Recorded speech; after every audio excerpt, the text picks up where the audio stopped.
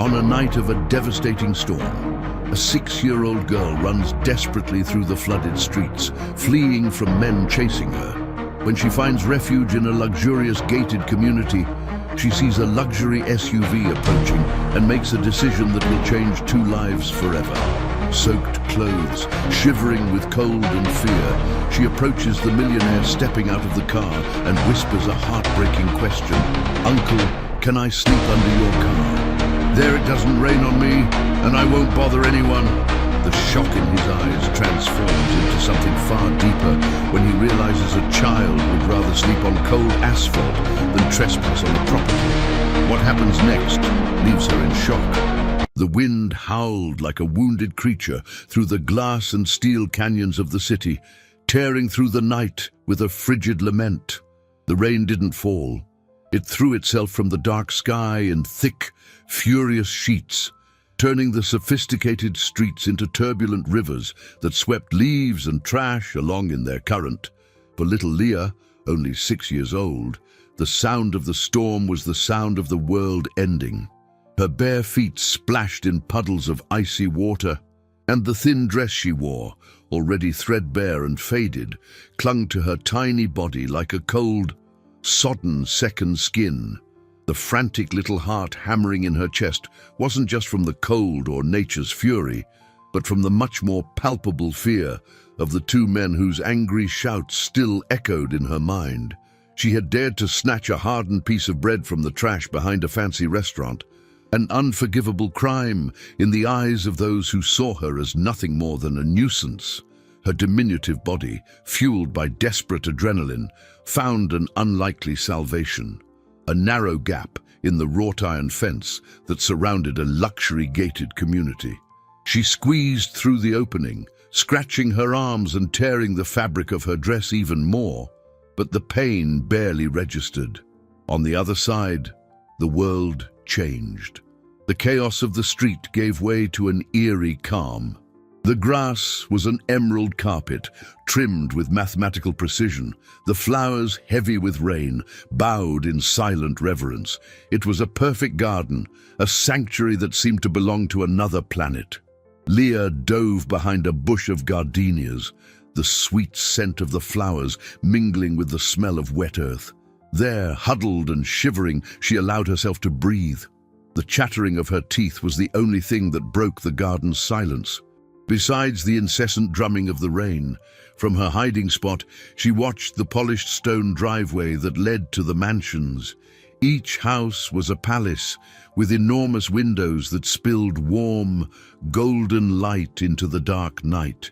They were beacons of comfort and safety, entire worlds from which she was irremediably excluded. It was then that a pair of powerful headlights cut through the curtain of rain, approaching slowly.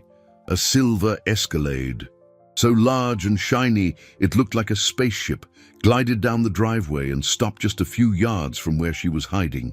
The quiet engine whispered before it died, and for a moment, all was silent again. The driver's door opened, and a tall man stepped out, shielded by an immense black umbrella. He wore a dark suit that seemed to repel the water and shoes that shone even in the dim light.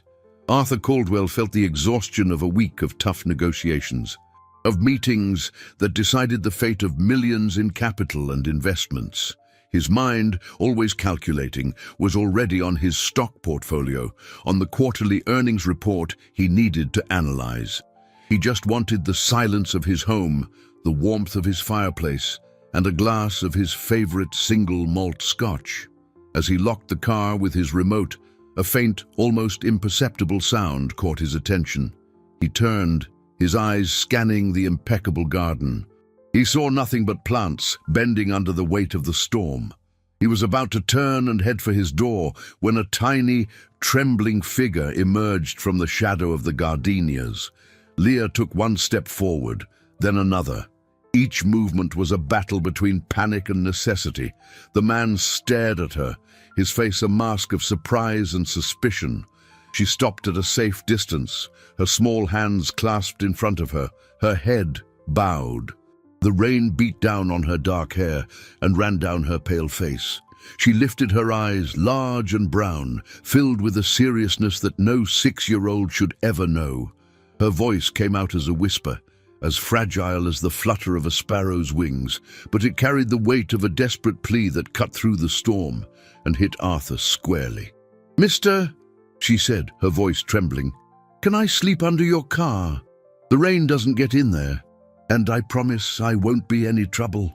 The question hung in the heavy, humid air, a request so absurd and so poignant that, for an instant, Arthur's brain refused to process it.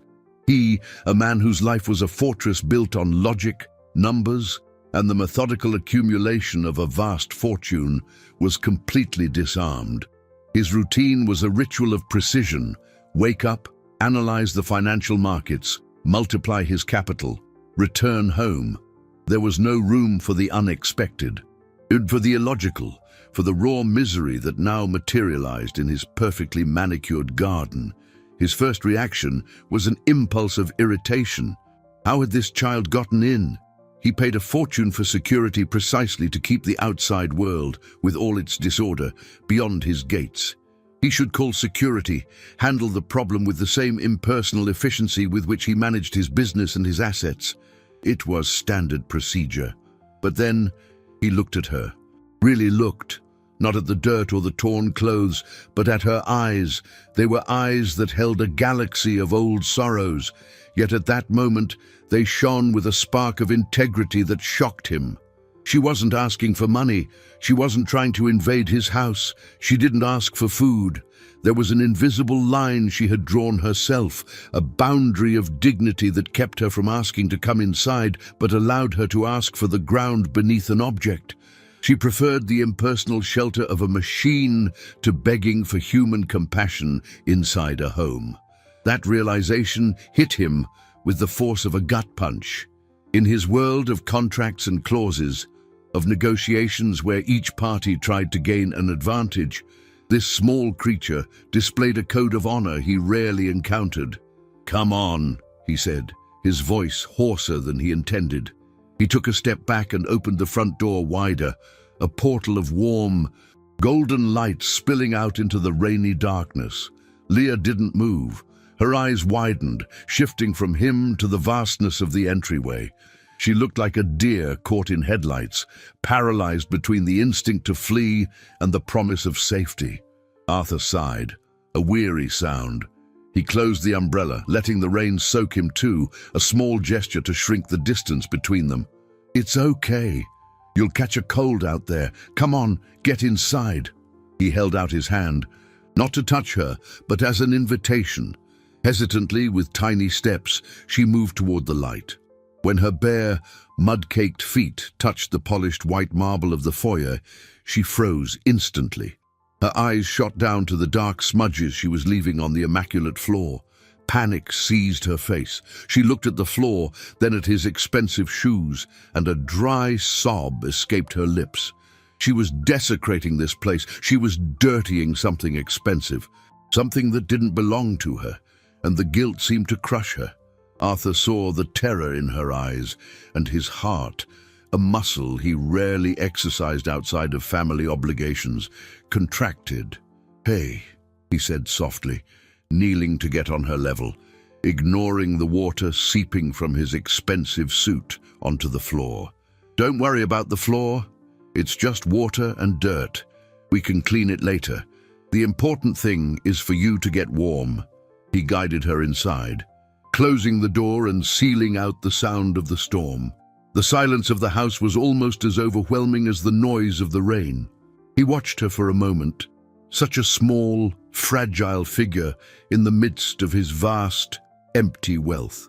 He offered her a soft towel, dry clothes from a distant relative she'd never known, and a steaming mug of hot chocolate. She accepted everything with a reverent silence, as if each gesture were a gift too precious to handle. After some time, when color began to return to her face, Arthur led her toward an imposing staircase. "I have plenty of guest rooms. You can pick any one you like. The beds are very comfortable." Leah stopped at the bottom step, the empty mug held with both hands against her chest. She shook her head slowly, her eyes fixed on his, the same seriousness from before returning with full force. "Thank you, mister, but I don't want a bed." Arthur frowned, confused. "I want to sleep there," she whispered, pointing with her chin toward the door that led to the garage. "Near the car. It's safer." Her declaration, so simple and firm, left Arthur speechless. "Safer," he repeated, disbelief coloring his tone. "Safer than a room with a locked door and a warm bed." He looked around at the high walls of his mansion, the discreetly hung artwork, the staircase that swept upward in an elegant curve. His entire home was designed to be an impenetrable fortress, a refuge from the chaotic world. His net worth wasn't just measured in money, but in the security and control it afforded him. The idea that the concrete floor of his garage could offer more security than the heart of his home was a paradox his logical mind couldn't decipher. He knelt again, trying to meet her eyes, which were now studying the pattern of the marble floor. "Leah, listen, there's an engine in there. Oil. It's not a place for a child to sleep. I promise you, you will be perfectly safe in a room." She shook her head again, a small but definitive movement. "The car is good," she whispered, her voice muffled. "He's big and strong. He didn't see me in the rain. He just let me be close. Houses have owners, and owners can change their minds." Her childlike logic was brutally simple, and for him, devastating. She didn't trust people or promises, but she trusted the indifference of an inanimate object. The silver Escalade hadn't judged her, hadn't chased her away. In her mind, it was a silent guardian. The house, on the other hand, belonged to him, and he, like every other adult in her life, could change his mind at any moment and send her back out into the storm. Realizing this felt like being punched in the gut. He, who controlled corporate boards and made billionaires tremble with a word, couldn't convince a 6-year-old girl that he was trustworthy. A profound exhaustion washed over him. He thought of Elvira, his housekeeper, who would arrive in the morning and find this situation. What would she say? What would his own mother, a woman who valued appearances above all else? Think of a street child sleeping in his house. But then he looked at Leah's pale, determined face, and all the other voices in his head fell silent. The only thing that mattered was the fear in those eyes. He could force her, carry her up to the most luxurious guest room, but he would only be trading one kind of safety for another kind of terror. He would be breaking the only thing she seemed to have, a fragile sense of control over her own fate. "All right," he said, finally surrendering. "All right, if the garage is where you feel safe, then the garage is where you'll sleep." The relief that flooded her face was so intense it nearly brought him to tears. He stood up and, in silence, went to the linen closet. He ignored the regular sheets and grabbed the thickest goose-down comforter, pillows that felt like clouds, and a cashmere blanket that was worth more than most people's cars. He went down the stairs and into the cool, immaculate garage. Next to the Escalade's front tire, he arranged the items, creating a soft, warm nest on the concrete floor. He plugged in a small reading lamp and placed it beside the makeshift bed, creating a welcoming circle of light. Leah followed him, watching his every move with wide eyes. When he was finished, she approached slowly and touched the comforter with her fingertips, as if testing its reality. He helped her lie down and tucked her in. She curled up, sinking into the softness, and for the first time that night, a small smile touched her lips. "Thank you, mister," she murmured, her eyes already closing with exhaustion. He stood there for a long time, a multi-millionaire in a luxury garage, watching over a sleeping child who found safety next to a metal wheel. It was the most surreal scene of his life. Finally, he went back inside, leaving the door from the kitchen ajar so he could hear her. The morning arrived, grey and damp. Arthur had barely slept, his mind racing. He went downstairs and found Elvira in the kitchen, already in her pristine uniform.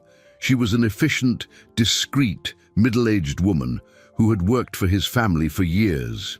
"Good morning, Mr. Caldwell," she said, but her tone was strained.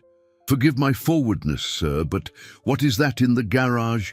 She pointed to the ajar door, her face a mask of shock and disapproval. "There's a child sleeping on the floor, for heaven's sake." "She looks like an abandoned little animal." Arthur felt a spike of annoyance at Elvira's comparison, but suppressed it. She didn't know anything.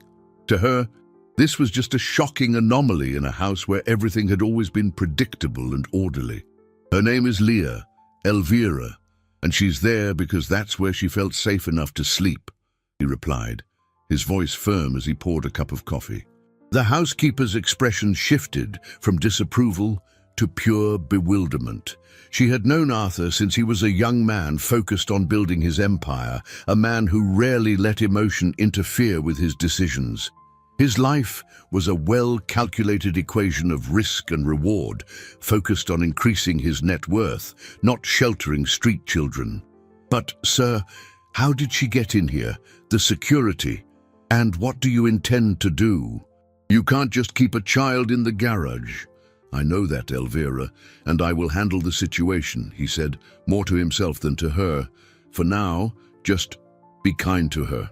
Make a nice breakfast. Something a 6-year-old would like." He walked away, leaving the housekeeper in her immaculate kitchen, muttering about the strangeness of the world and the foolishness of the rich. He went to the garage. The soft morning light filtered through the high window, illuminating the nest of blankets. Leah was still sleeping soundly, her face serene, one small hand splayed against the Escalade's cold tire, as if seeking comfort from the contact. Seeing her like that, so peaceful after the terror of the previous night, solidified something within him, a responsibility he hadn't asked for, but which now felt inescapable. In the days that followed, a strange routine established itself in the mansion.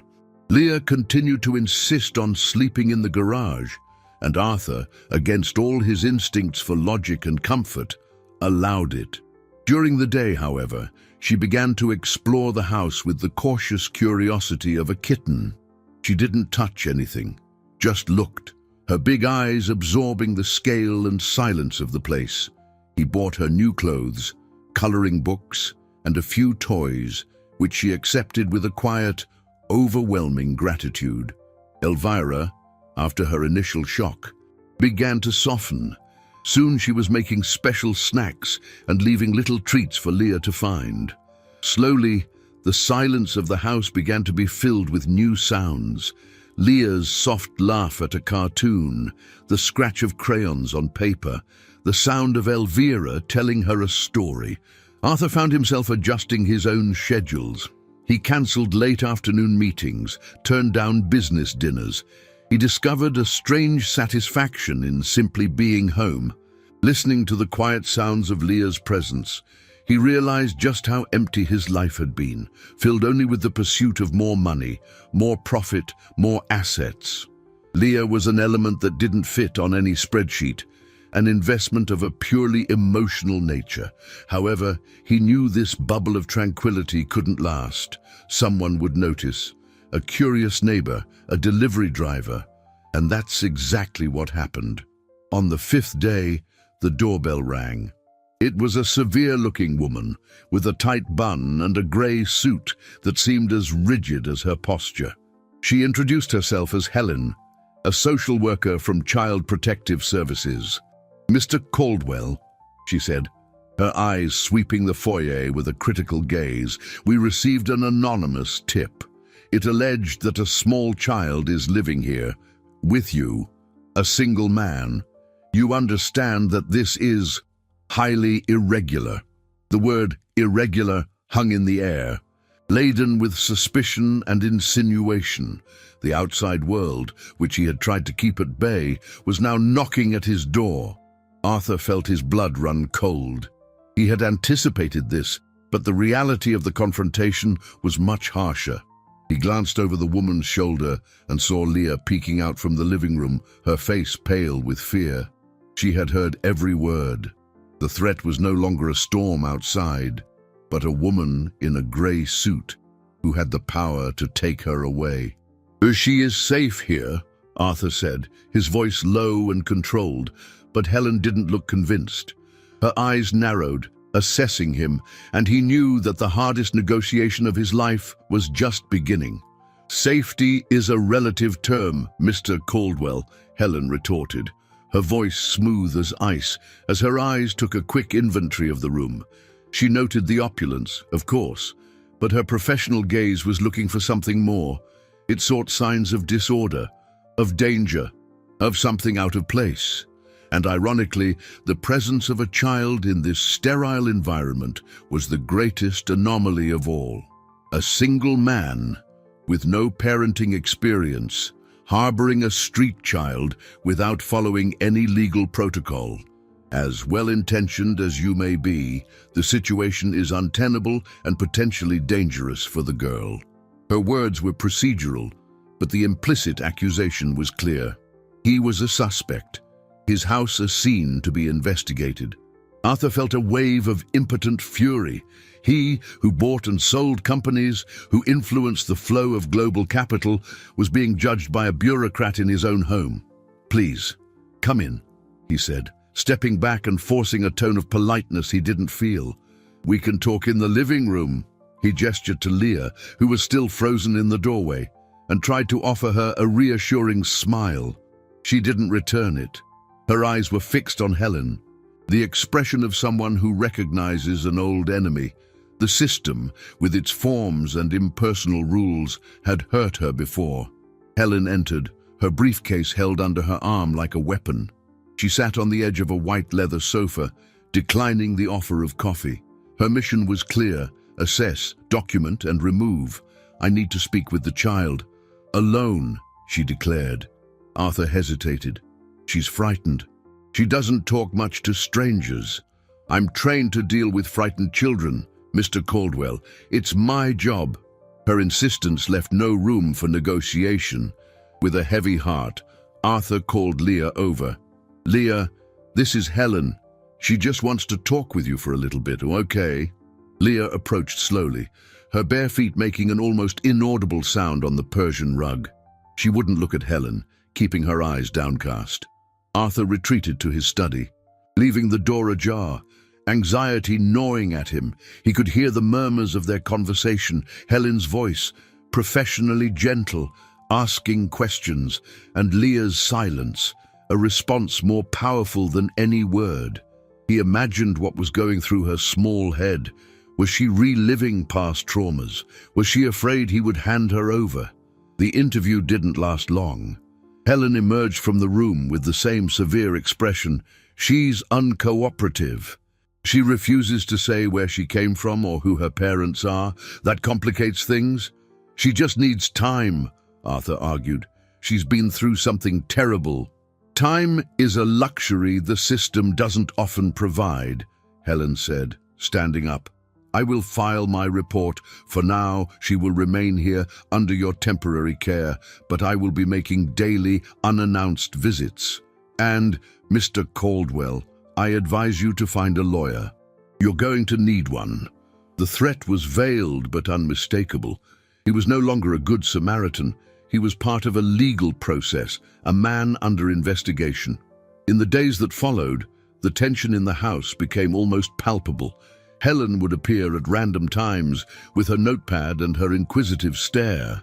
Leah would retreat even further into herself during these visits, becoming a small statue of silence.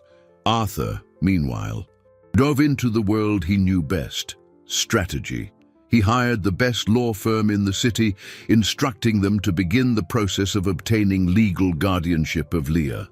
It was a bold, almost impulsive move, but he felt he had no choice.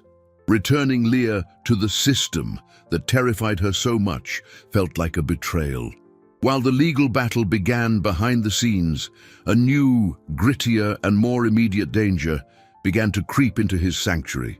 One morning, as he was leaving for work, Arthur found the side of his precious silver Escalade keyed from end to end. A single word had been gouged into the gleaming metal with a sharp object: thief. Arthur's blood boiled. He knew immediately who was responsible. The men from the restaurant, the ones Leah had fled from on the night of the storm. Somehow they had tracked her down. They had discovered her refuge, and now they were sending a message. They weren't just vandalizing a luxury car. They were desecrating the one symbol of safety Leah knew. They were attacking the shelter she herself had chosen, turning her safe harbor into a target. The sight of that word scratched into the car's flawless paint felt like a personal insult, not because of the monetary damage. That was insignificant, a tiny fraction of his daily dividends. It was the violation, the audacity of the act that enraged him. They had trespassed onto his property, a space he considered inviolable, to leave a mark of hate. And the target wasn't him, the multimillionaire, but the fragile child he had taken in. Arthur immediately called the community security, who promised to review the cameras and increase patrols, but he knew it wasn't enough. These men weren't common criminals. They were driven by a petty, persistent malice. They were the kind of predators who delight in tormenting the weak. He decided not to tell Leah about the vandalism. He asked Elvira to keep her busy in the back of the house and called a specialized service to repair the damage immediately. As he watched the technicians work, a cold sense of vulnerability hit him. For the first time in many years, he felt that his money and influence might not be enough to protect someone he cared about. The threat wasn't a hostile takeover bid or a stock market crash.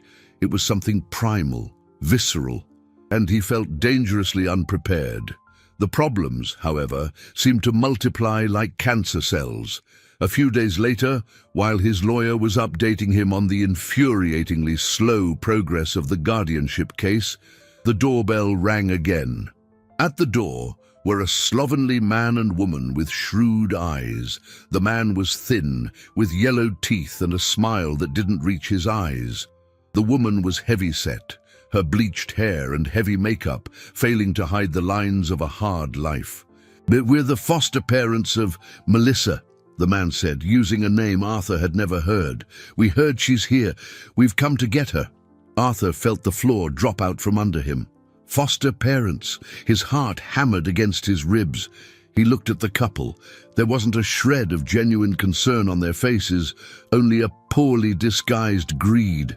"Her name is Leah," he corrected, his voice icy, "and she's not going anywhere with you." The man's smile widened. "Oh, but she is. We've got the papers. We're her legal guardians. But, you know, she's a difficult girl, a lot of trouble. Maybe we could come to an arrangement.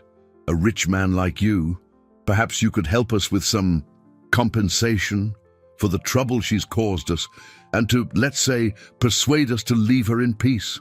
The extortion was so blatant Arthur almost laughed. They didn't want the girl. They wanted his money. They were vultures, sniffing out an opportunity to profit from the situation. This was the first significant obstacle, a human and corrupt barrier in Leah's path to safety. "Get off my property, now," Arthur said, his voice low and dangerous, "or I'm calling the police." The woman laughed, an unpleasant sound. "Call them. We'll show them the documents. You're the one who's going to have to explain yourself, hiding someone else's kid. Think about it, Mr. Caldwell. A small contribution to our financial stability, and we disappear forever." They turned and walked away, leaving their threat hanging in the air, as toxic as a cloud of poison.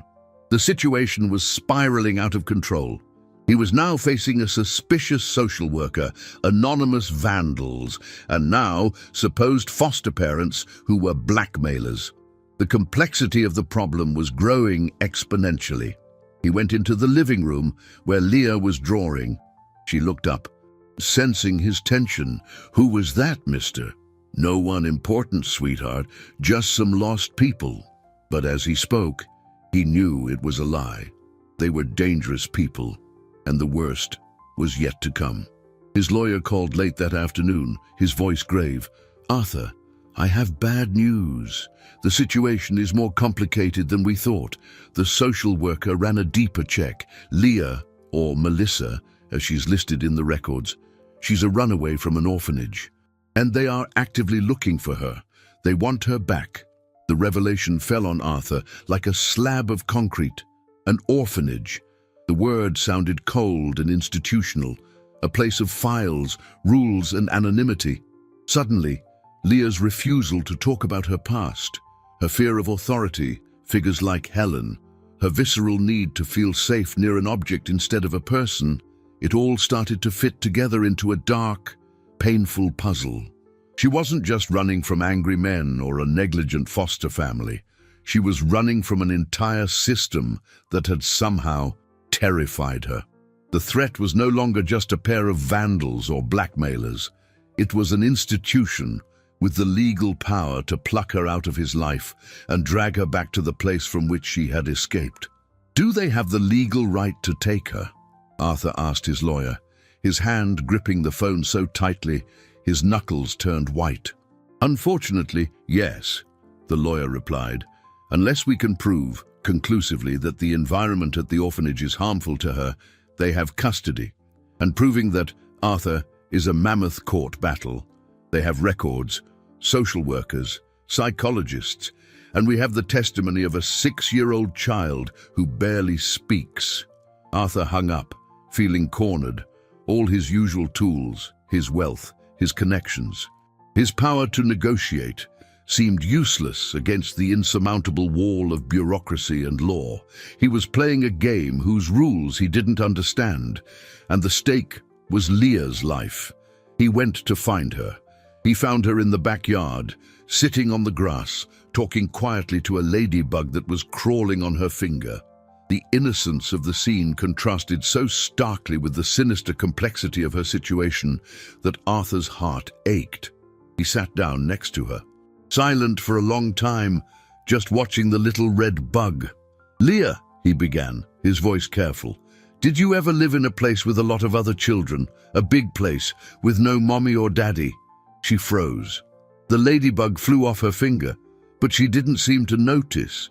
Her shoulders tensed and she hugged her knees, shrinking into herself.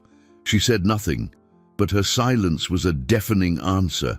It was a yes, screamed from the bottom of a well of fear. That night, the storm raging in Arthur's world intensified. He barely slept, his mind racing through scenarios, strategies, legal loopholes. He couldn't lose her. The thought of handing Leah back to a place that haunted her was unthinkable.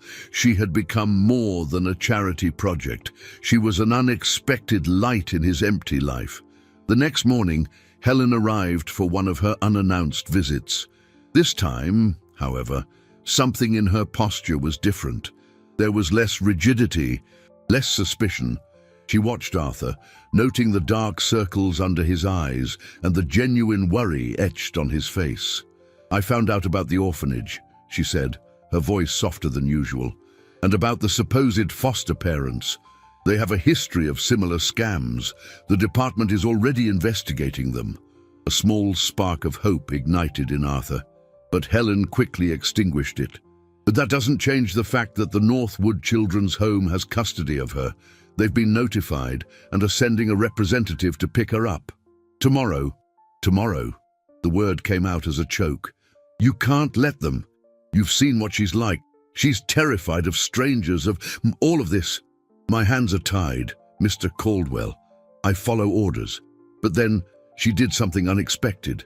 She glanced at Leah, who was in the adjacent room, visible through an archway, and her professional eyes filled with a conflicted, almost tender emotion. She looked back at Arthur, and for an instant, the social worker vanished, and only the woman, Helen, remained. "However," she said, lowering her voice, "there's something you should know. The director of the home, a Mrs. Albright, is notoriously difficult. She doesn't care about the children's well-being, only about the institution's reputation and funding. If there were any irregularities, she'd be the one to cover them up." The information was a thread of hope, a subtle clue left for him to follow. But the real turning point, the event that would change the course of everything, happened later that night. Leah, who had been strangely quiet all day, started to feel sick. First, it was a low-grade fever, then a coughing fit that left her breathless. Arthur, in a panic, called his private doctor for an emergency house call. The doctor, a calm, grey-haired man, examined the little girl carefully. After a series of tests and questions, he turned to Arthur with a grave expression. "This isn't a simple cold," he said. "Her lungs are congested, and I've noticed a pallor and fatigue that aren't normal. We need to get her to the hospital for more thorough tests. Immediately. I suspect a serious medical condition, something that's been neglected for a very, very long time." The doctor's preliminary diagnosis echoed through the silent room, turning the atmosphere from concern to outright panic. "Neglected," Arthur repeated, the word searing itself into his mind. "What does that mean? How serious is it?" The doctor, Dr. Evans, looked at Leah, who was curled up on the sofa, her breathing short and shallow. "I don't want to speculate before the tests, Arthur, but the symptoms are consistent with a congenital heart condition that, if left untreated, can have severe consequences. The fact that she's reached this age without a proper diagnosis is, frankly, a case of gross negligence." The word negligence hit Arthur with the force of a revelation. It wasn't just emotional cruelty or a lack of affection that Leah had suffered at the orphanage. It was a disregard for her very life. The institution that was supposed to protect her had ignored the signs of a disease that could have been silently consuming her. Without a second thought, Arthur swept Leah into his arms. She was feverish and frighteningly light. "We're going to the hospital, the best one there is," he declared, his voice leaving no room for argument. As he sped through the city streets, the silver Escalade, once a symbol of status, had now become a makeshift ambulance. Leah was lying on the back seat, wrapped in a blanket, and Elvira, who had insisted on coming, held her small hand, whispering words of comfort. At the hospital, Arthur's influence and wealth opened doors. A team of the best specialists was assembled in record time. The next few hours were a blur of scans, beeping machines, and tense conversations with doctors in sterile white hallways. Finally, the confirmation came. Leah had a rare heart defect that required a delicate, expensive surgery and months of follow-up care. The cost, to Arthur, was irrelevant. He would spend every penny of his fortune, sell all his stocks, liquidate every investment fund to save her. The real obstacle was something else. "Since you are not her legal guardian," the hospital administrator explained, a man in a suit with an impassive face, "we cannot perform the procedure without authorization from the Northwood Children's Home." The irony was cruel. The very people who had neglected Leah's health for years now held the power to authorize the treatment that would save her life, and they were coming to take her back the next day. Arthur felt a cold, calculating rage take hold of him. It was time to stop reacting and start attacking. He called his lawyer in the middle of the night. "I want you to file for an emergency injunction. Now, use the medical diagnosis. Accuse the orphanage of negligence. Do whatever it takes. But I need authorization for this surgery by dawn." Next, he made another call. To his mother, Matilda Caldwell, the family matriarch. It was a call he had been dreading. He explained the situation, his voice filled with an urgency she had never heard before. Her response was exactly what he had feared. "Arthur, for God's sake, I told you getting involved with these people would only bring trouble. A sick child, a scandal with an orphanage. This will tarnish our family name. If you continue with this foolishness, this hero complex, your father and I will have to reevaluate your access to the family trust fund. Think about your future, the business, the legacy we've built." The threat was clear. Choose between the girl and his family fortune, between Leah and the empire he had helped build. To Matilda, Leah wasn't a child in need, but a liability, a high-risk investment with zero return. "It's not a complex, Mother. It's a child's life," he replied, his voice sharp. "And if I have to choose, the choice is already made." He hung up, feeling the weight of the bridge he had just burned. He was on his own, alone against an orphanage, against the legal system, and now against his own family. He looked through the glass of the pediatric ICU. Leah was in a small bed, surrounded by monitors. Helen, the social worker, was standing beside her. She had shown up at the hospital as soon as she heard, her expression no longer that of a public servant, but of a genuinely concerned woman. Her eyes met Arthur's through the glass, and in them he saw an unexpected ally. But even with a new ally, the night was long, and the most dangerous enemy had yet to show its true face. The night at the hospital dragged on, each tick of the clock on the hallway wall a hammer blow to his nerves. Arthur and Helen kept a silent vigil outside the ICU, separated by the glass that distanced them from Leah, but united by a shared concern that dissolved the professional barriers between them. "They can't just let her die," Helen whispered, more to herself than to him, her face pale under the fluorescent lights. "Even Mrs. Albright wouldn't be that cruel." "Cruelty isn't her problem, reputation is," Arthur answered, his mind working furiously. "Aubrey, if she authorizes the surgery here, she's admitting the home's negligence. She'll try to take her, promise treatment at a public hospital to control the narrative. We can't let that happen." The unlikely alliance between the multimillionaire and the social worker solidified in that sterile corridor. Helen, with her insider's knowledge of the system, and Arthur, with his nearly limitless resources, began to form a plan. She gave him names, contacts, told him about procedures and loopholes that only someone on the inside would know. He, in turn, set his legal team to work, exploiting every one of those loopholes with the aggression of a shark. By dawn, Arthur's lawyer had secured a temporary injunction, delaying Leah's removal by the orphanage for 48 hours, citing her critical medical condition. It was a small victory, a breath of air bought at a steep price in legal fees, but it gave them precious time. However, as they fought on one front, the enemy attacked on another. Arthur received a call from an unknown number.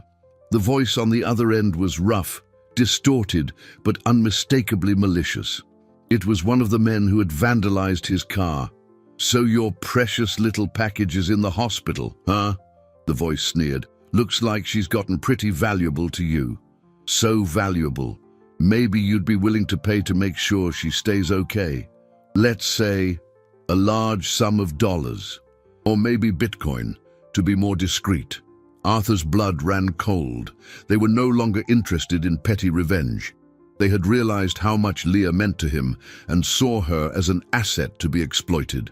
The girl he was trying to save from a disease was now the target of a much more direct and dangerous extortion plot.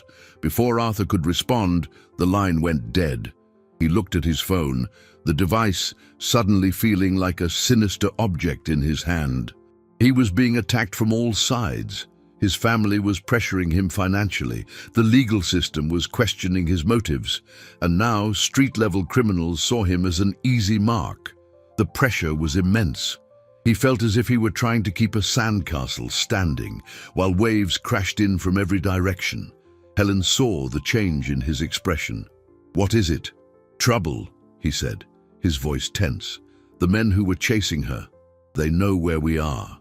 And now they want money." The news made Helen's face go white.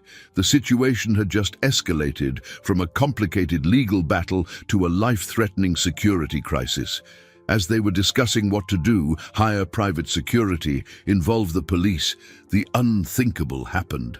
Elvira, who had gone to the hospital cafeteria to get Helen some tea, came running back, her face twisted in panic, the words tumbling out of her. "She's gone. Leah, she's not in her room."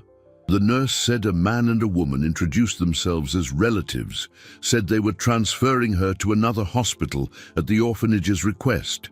And they took her. Arthur felt the air being ripped from his lungs. He sprinted to the ICU. The small bed was empty, the sheets in disarray.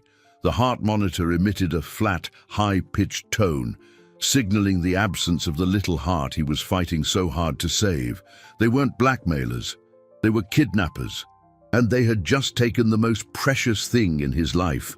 The emptiness of that hospital bed was an abyss that swallowed all the air in the universe. For a paralyzing second, Arthur's brain refused to accept the image. Reality fractured into a surreal nightmare. The high-pitched beep of the monitor was the scream of a dying hope.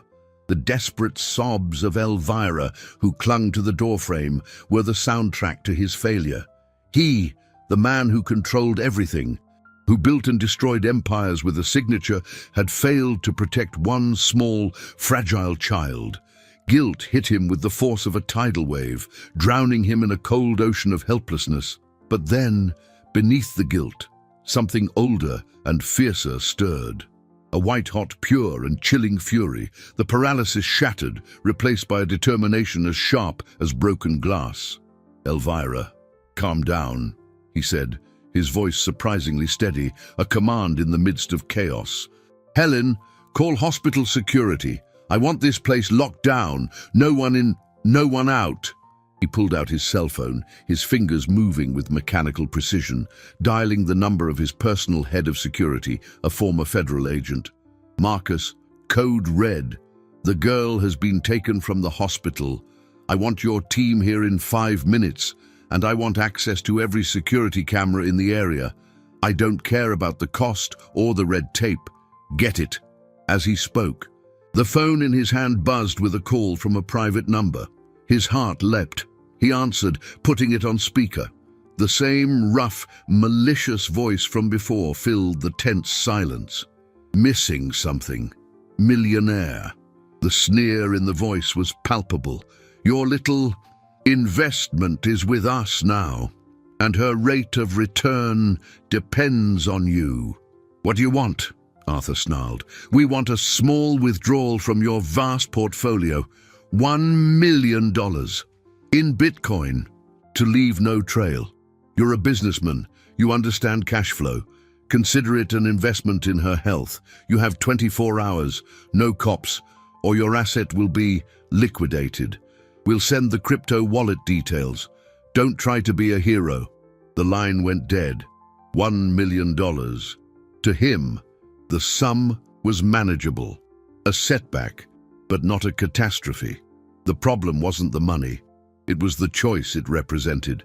At that moment, hospital security, and moments later, 2 police detectives entered the room.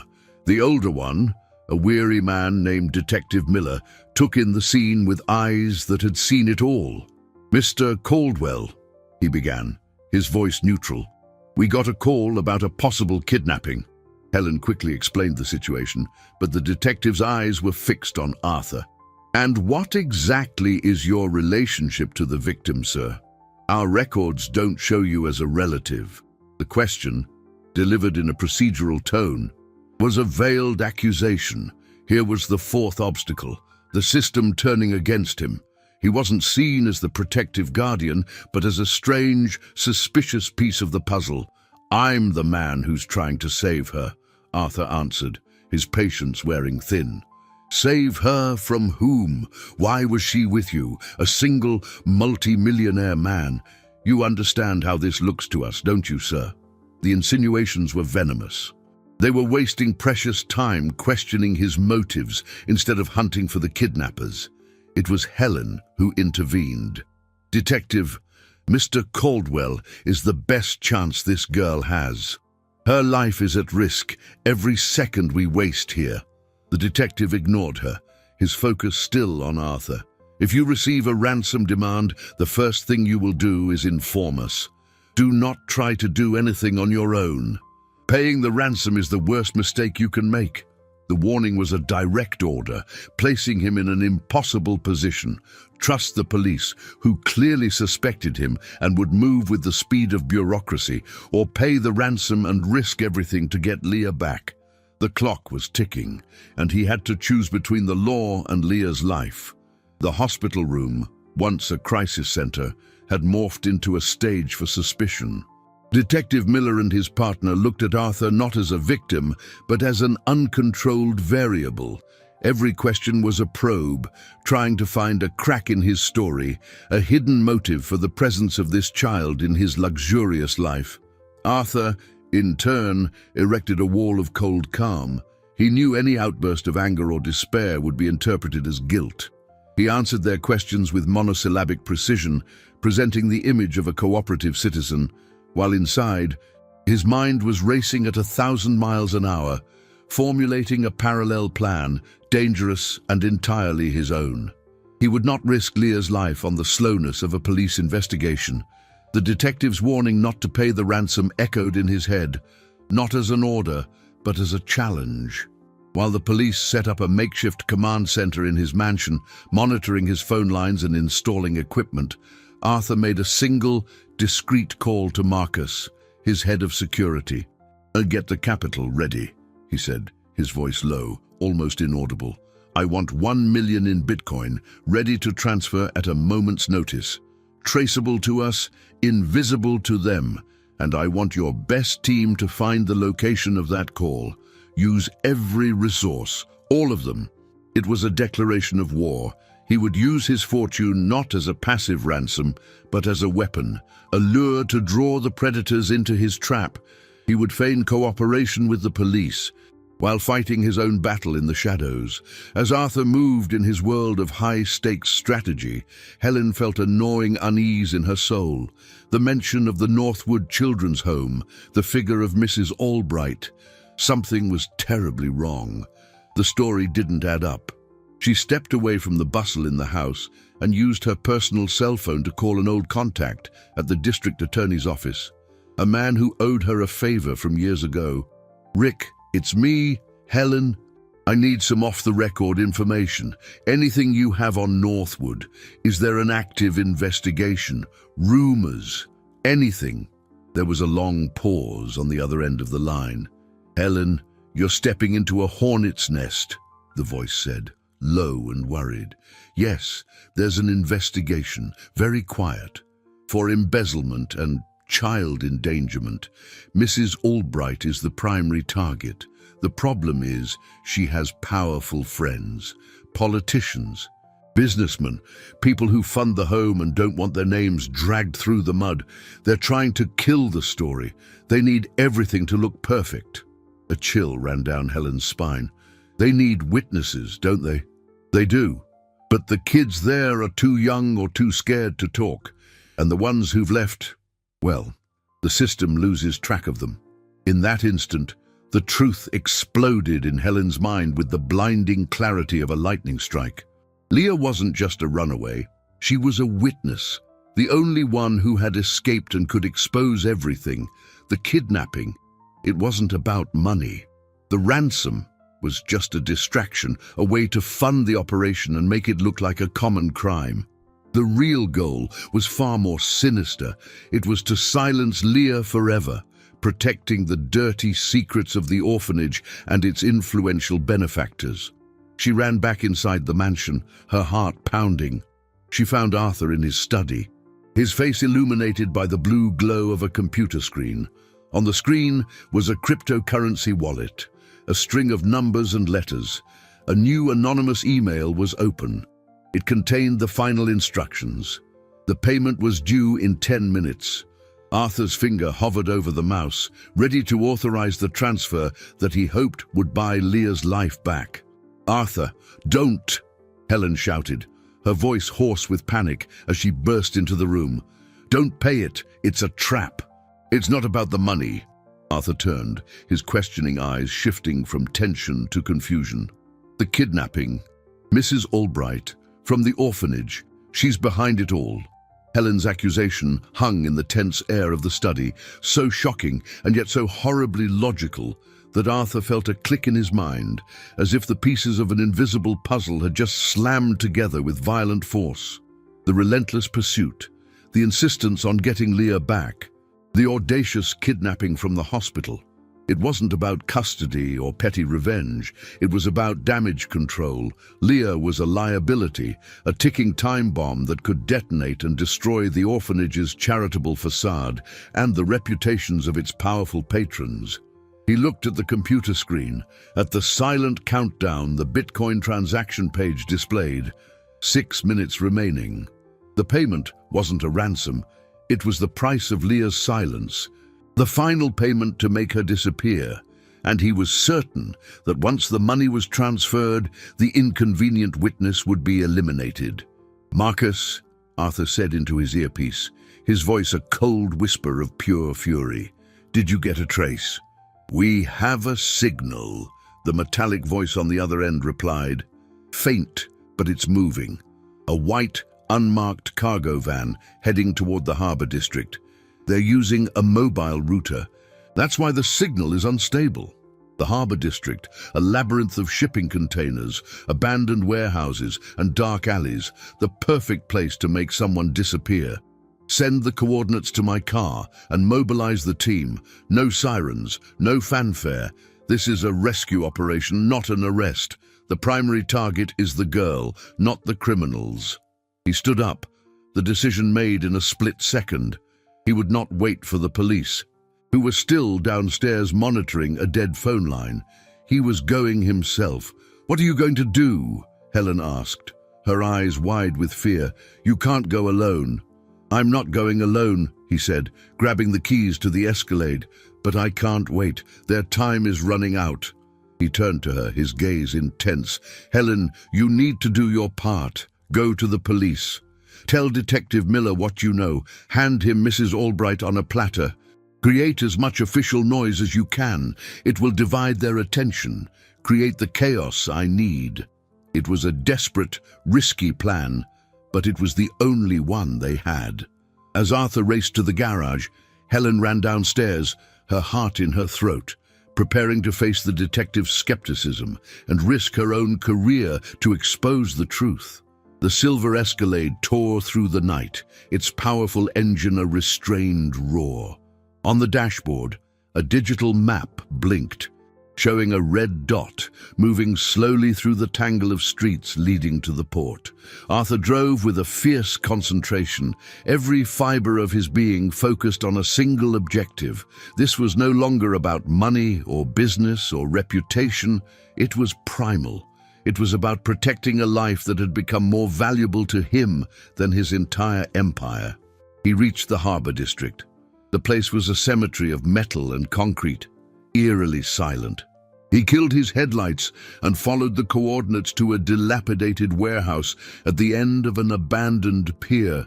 The white van was parked beside it. He stopped the car at a safe distance, his heart hammering against his ribs.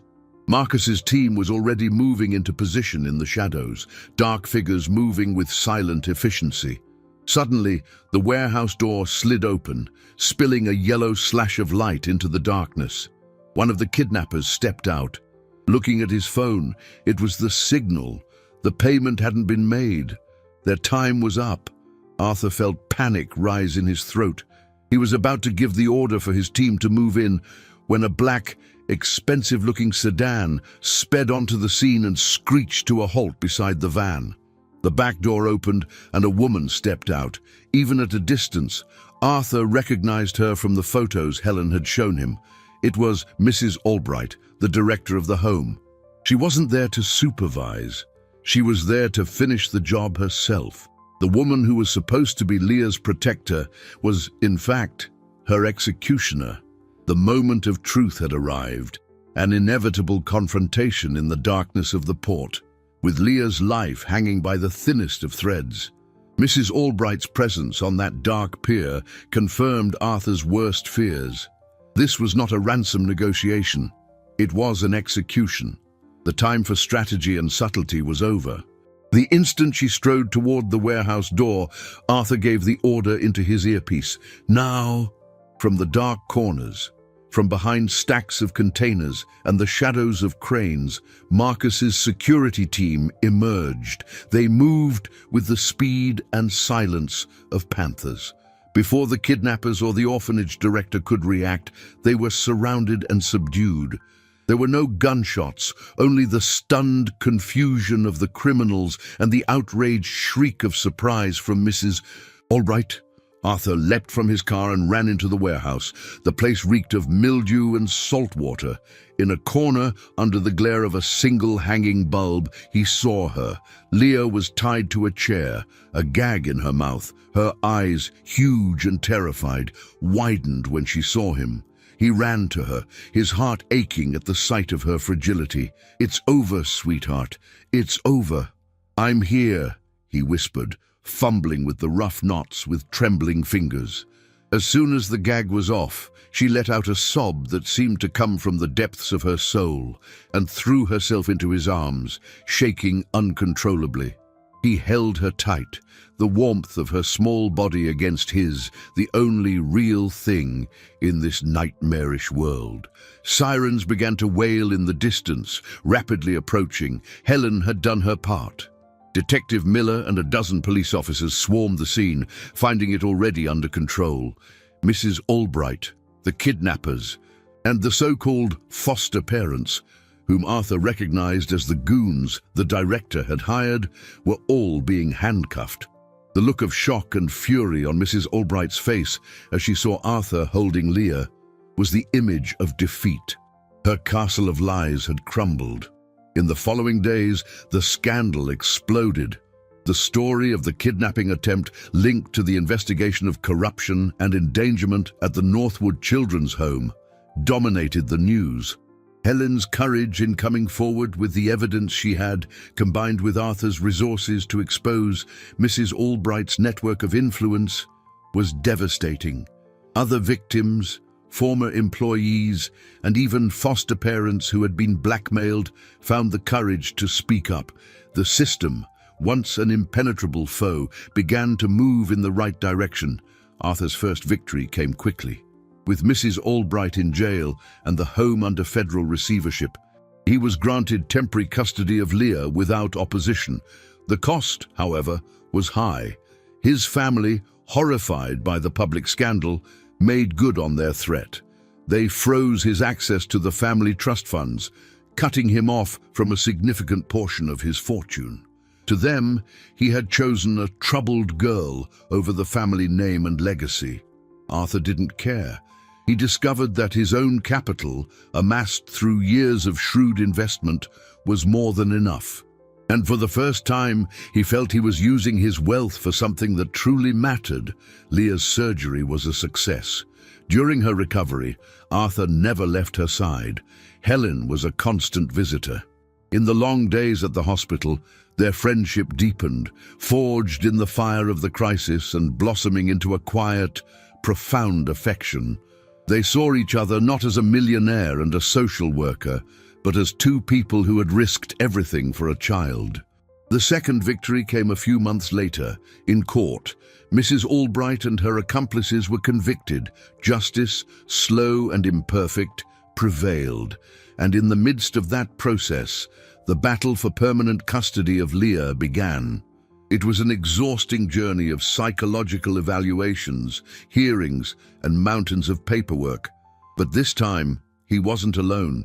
Helen was by his side every step of the way, and on a sunny afternoon, a judge finally banged the gavel. The adoption was granted. Leah was officially his daughter. That same day, outside the courthouse, he asked Helen to marry him. The final victory wasn't just about justice or adoption. It was about the creation of something new and beautiful from the ashes of suffering, a family. 6 weeks. Only 42 days had passed since the night of the storm, but it felt as if a lifetime had been lived in the interim. The morning sun streamed into the kitchen, no longer the cold, empty kitchen of a mansion, but of a home warmed by laughter. Leah, sitting at the table, swung her legs that now barely reached the floor, a thin, nearly invisible scar on her chest, the only physical remnant of the battle she had won.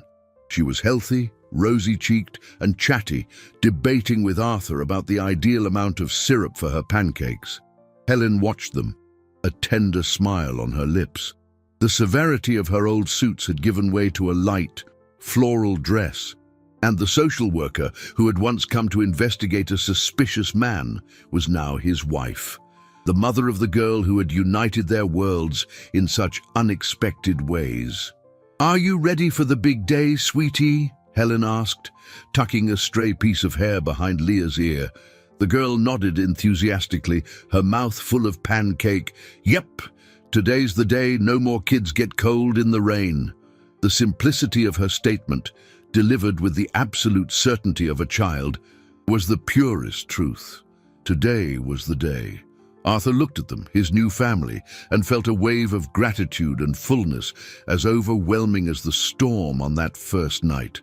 His old life, a relentless pursuit of more wealth, more profit, more stock, seemed like a distant, faded memory. He realized he had spent years building a fortune of numbers on a screen when the real fortune was right here, sitting at his breakfast table. He hadn't lost part of his inheritance. He had found the only legacy that truly mattered. Later, they arrived at the address. It was an old building that Helen's new foundation, funded by Arthur's capital, had completely renovated. The facade was painted in bright, cheerful colors, and over the door a sign read, "The Beacon House." A small crowd was gathered. Reporters, volunteers, and some of the children who would be the first to call this place home. Parked out front, polished and gleaming in the sun, was the silver Escalade. Arthur had insisted on keeping it, not as a symbol of his old life, but as a memorial.